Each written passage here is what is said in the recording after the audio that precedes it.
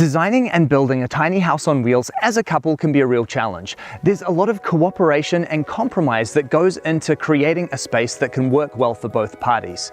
Today we've traveled to the Blue Mountains to visit a tiny house built by a couple who, thanks to some wonderful teamwork, have created themselves an amazing home.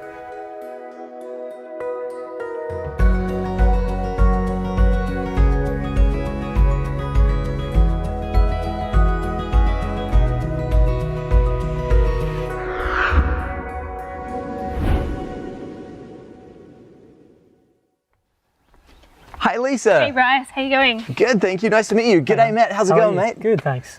This home is absolutely stunning. It is very sleek, stylish and modern, isn't it? Thank you. Thank you. Now absolutely I want to talk about the home, but first let's talk about the land that you're on, because this is something very special, isn't it? Yeah, it's 16 acres and yeah, basically goes down to a creek. There's a little swimming hole down there and back up the other side of that ridge there. So yeah, it's nice and secluded. And how did you come to be on this property? Basically about 10 years ago, maybe 8 years ago, there was a big bushfire that came through this area and burnt down a lot of the homes in this street and in this area. So we scored this block out of it, basically. And then this area that you've built onto the house as well creates a really lovely space outdoors to enjoy it all, doesn't it? Yeah. I think it's pretty important with tiny living to be able to expand outside and get that bit more use out of it, you know. When you get people over and you're all in the tiny house, it's very cramped. So you need somewhere to sort of come out and you can spread out. Yeah. Not to mention it's a nice view, and on a sunny day, it's really nice out here. Now, let's talk about the tiny house. As far as tinies go, it is not very small, is it?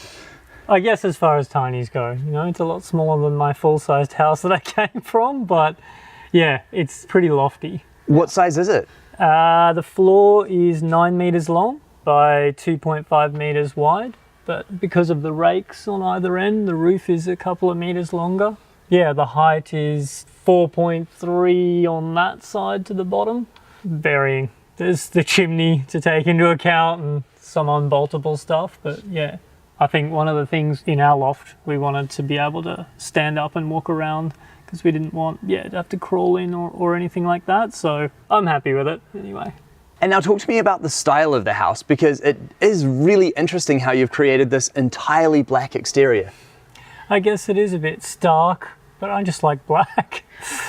And I think it actually kind of blends into the valley. Like there's a few black features obviously from the fire, and yeah, I think it kind of suits it.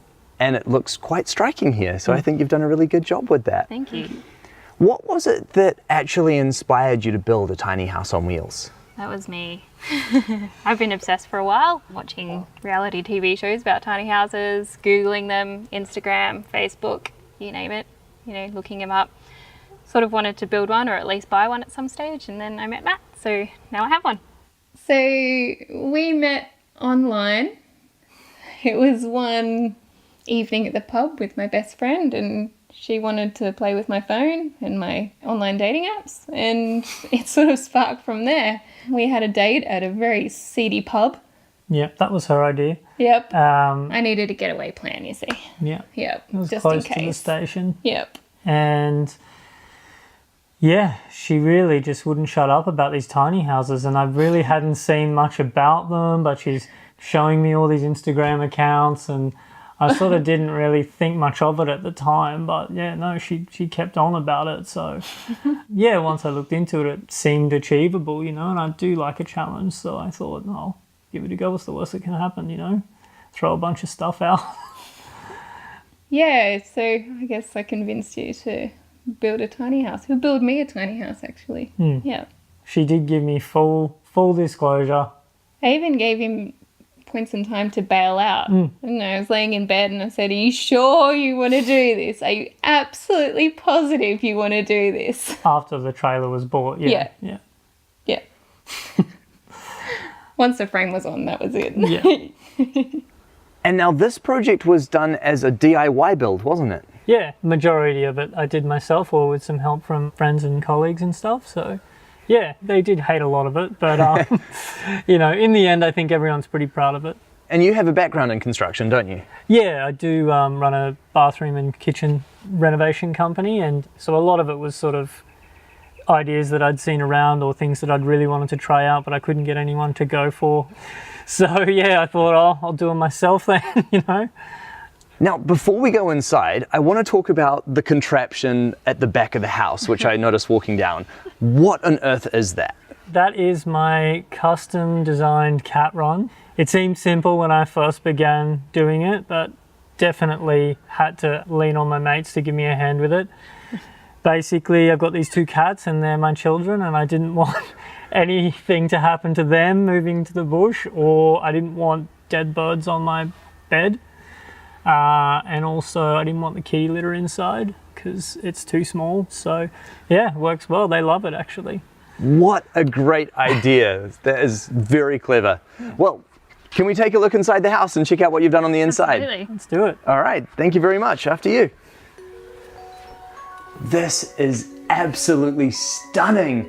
You really do notice the extra height in here, don't you? Yeah, you do. The void definitely adds some really nice extra light and extra room. Now the design in here is really interesting and quite beautiful. I really love all of the artistic features that you've put in. This light feature at the top here is really special, isn't it? Yeah, it's fun. Yeah. A bit of Rio, a couple of lights, fairy lights, and some plants, and up I she did goes. get it up there by myself somehow, which was a challenge, but yeah, I think it came up pretty well for a couple of old rusty sheets of steel left over. It certainly did. And now tell me about the lounge area that we're in right now. This is very spacious. Yeah, one of the things that we just like to sort of lay on the couch and watch TV most evenings, so we definitely wanted a full-sized couch, but we had to make it because we couldn't find anything with decent storage. So yeah, I traded my couch from my other house to my sister, and she made these cushions for us, and yeah, the kitchen guys made the drawers pull out and everything, so yeah. Definitely no compromise on the size of the TV here. No compromise. There was a bigger one intended, but Well, there was a compromise, exactly. Yeah, I we was going to compromised. bring my larger one, but in truth, yeah, even this is potentially like pushing it for being too big, so Yeah. I can admit it now. taken a while. Yeah. And lots of room for book storage and a few knickknacks as well. Yeah, just bits and pieces. Some of my favourites, some of the ones you can't really go past: cookbooks, university textbooks, those sorts of things. And then the rest are all got given away or put in storage or loaned out, you know. And you are studying at university at the moment, Yeah, aren't I you? am. I'm doing a bachelor's degree in Indigenous Studies through the University of South Australia. And you've got plenty of space to study in here? Yeah, so most of the time we watch telly down here, and we have a loft that I can go and study in and just take some noise cancelling headphones and everything's good. Fantastic. And now this over here, is that your cat door? It certainly is. The little suckers come up a chute, out through the side of the couch, and then out this door just here. And then 2 a.m. when they go in and out, flat out, it's pretty entertaining. That is such a clever idea. And then you've got a really nice wood fire here as well. Yeah. Hasn't been cold enough yet to really get it going, but we did one test run and it's pretty great. Pumps out a lot of heat. Yeah. And then the kitchen. This is very spacious. Absolutely no compromises in here, are there? No, we wanted a full-size kitchen in here. I came from a very small house with no kitchen, and Matt came from a very big house with quite a large kitchen. So this is sort of meet in the middle. You've even got these spectacular marble bench tops. Now, this is something you do not often see in a tiny house. No, definitely not. Yeah, I think I potentially would have just done it in timber if I could do it again. I guess I'm used to, designing things that way. So, yeah, I'm stoked with them though. Absolutely. Now, can you walk me through the design and the features in this kitchen? Yeah, so we have a full-size stove. We've got a full-size microwave and oven and a fridge, obviously. And then we've got our butler sink. We've got our pots and pans in there. Dishwasher. I don't necessarily know what's in that drawer. There's There's glasses glasses, and tea towels in there and Yeah. Tupperware. Tupperware, Yeah. and then we've got all our crockery and things like that upstairs. And I really like how you've managed to build a lot of the appliances into the stairs.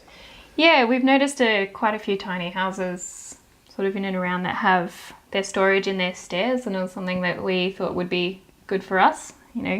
We have pantry in those sort of 4 drawers, and then we've got our extra stairs that do have more storage in them for knickknacks and bits and pieces. And again, the lighting in this space is very well done. Yeah, thank you. We wanted a bit of under stair lighting. When you get up at 4 o'clock in the morning, you do want to be able to get down the stairs. So that's fun. And it also doesn't wake the person still in bed. And then moving over here, what is going on with these mirrors? There are wardrobes. Right. His and hers. So we've got lots of hanging storage. And then we've got a bunch of drawers which open up, all on soft closing, so you can slam them all as much as you like. And then we've also got a walk-in wardrobe light. Now that really does give you both quite a lot of clothes storage, doesn't it? Yeah, we do. It means we've got one each and we're not fighting over hanging space or anything like that. And mine is obviously more messy, so that's not paranoid about mine. Quite a clever idea doing that as well, and sort of having that as a transition between the bathroom and the living space. Yeah, definitely. It means you're not sort of walking straight into a kitchen, you've got a bit of something in between. Absolutely. And now I have to ask you about the floors, because this is really beautiful how you've done this transition from the timber floors into the tiles. This must have taken forever. Yes. It did. It did. So first step was the tiler doing his bit, and he basically tiled it flat and chiseled them off, the ones that I marked. And then the next step was the carpenter and I making up paper templates and jigsawing out the timber to fit. So I don't think he'd do it again in a hurry, but I'm happy with the way it worked out.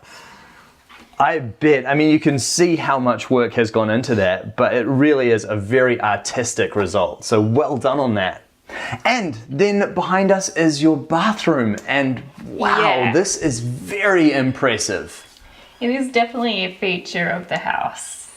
Yeah, something I definitely had to try and get right, building bathrooms for a living. So yeah, a few ideas in here I've always wanted to sort of try, but the rake drawer was a challenge. And yeah, I love a double shower, just somewhere to unwind each day.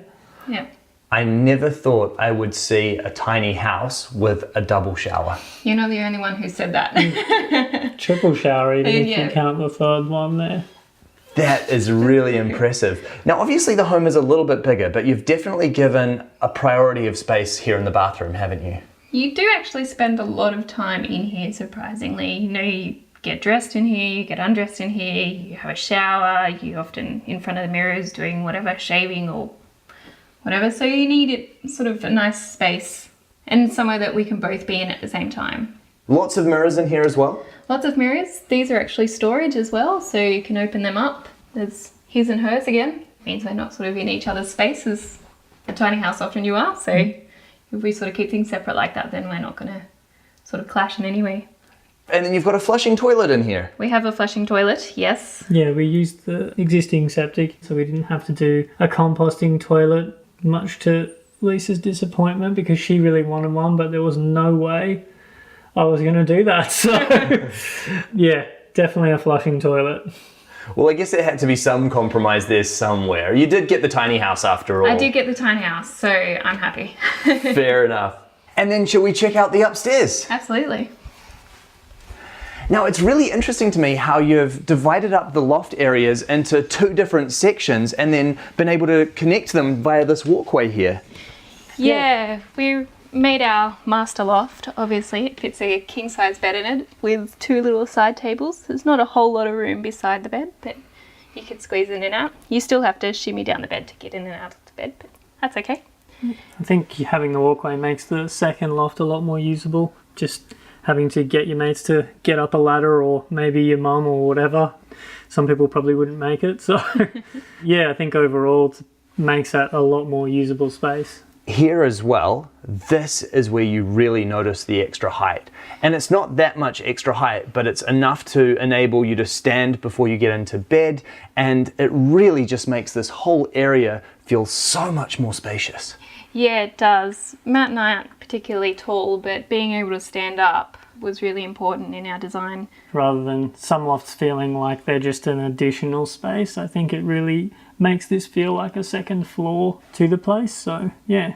Absolutely. I mean, I'm 6'4" and I can almost stand up in here without touching my head. And in fact, when I'm under the skylight, I absolutely can do that. Yeah. So it really goes to show there's a lot of extra room that has been created in this. Yeah. The roof windows as well. What a great feature in here. I mean, it's lovely how you've extended them along the entire line of the roof, so you've always got a very dynamic view of the changing sky, don't you? Yeah, you do. At night time, it's really lovely. You can see the stars. During the day, it does create a bit of an oven, but we have put the blinds on, so it's not so bad. But yeah, it really creates a lot of extra space. You don't feel so enclosed. Now, you've been living in the tiny house for 4 months. Is the home living up to your expectations? Absolutely. Yeah. I came from a small house, so the transition was pretty easy for me. Coming from a bigger house. Yeah, it did take me some convincing to sort of wrap my head around the idea at first, but I can genuinely say I don't miss anything from my large, normal house. Designing it and building it together was a fun thing to do as well, you know. Yeah, I'm sure we learnt a lot about each other in that process, so yeah. we did. It's good. It was fun. Well, and I think one of the things that you've done really well is in the design of this house, you've obviously really taken a lot of consideration into what your individual needs are and the things that were important to both of you and combined them to make sure that they were present in this home. That was the whole idea, is like if you are going to move in together, you do need to make sure that you both have spaces that are specifically for you or that you specifically need. So yeah, it's important. Even if it means you have to end up with a flushing toilet. Even if it means I have to end up with a flushing toilet. Damn it. No place is perfect. No, that's right. And now, can we talk about the budget, not including the land? What was the cost of realizing this home? That's a good question. I did not add up every sort of nickel and dime. There were a few favours and stuff in there, and a lot of it I did myself. So yeah, I think it probably worked out around 90,000 or something like that. I think $80,000 is a remarkable budget, and obviously that also does reflect that you've put a lot of labour into it yourself, and no doubt a few boxes of beer in the process. Yeah. Yeah, quite a few cases. So the tiny house is pretty much a dream come true now. I've got to find something else to want. It's a dream come true for you. Yeah. It's an achievement for me. Yeah. We love the space. We've only been here a couple months, 4 months, but we're making it ours now. I think it's starting to feel like home. Yeah, it's actually been really nice just being able to be in the space, finally finishing the space off, and yeah, I can't really imagine wanting any more house. Well, no more house. This is it. This is all you need. This is all we're getting. Yeah. The design of this home is absolutely beautiful. I can really see how much love and attention you have poured into the construction of this home. The features are beautiful. The land that it sits on is truly spectacular. Thank you so much for sharing your wonderful home with me. Thank you. Thank you. Thanks for coming. My pleasure. I am so very impressed with the quality of design that's gone into this house. Every inch has been incredibly well thought out. Matt and Lisa both knew exactly what they wanted in a home, and they've worked hard to make it happen. And the result is this, a beautiful, modern, and very functional home that is perfectly meeting both of their needs.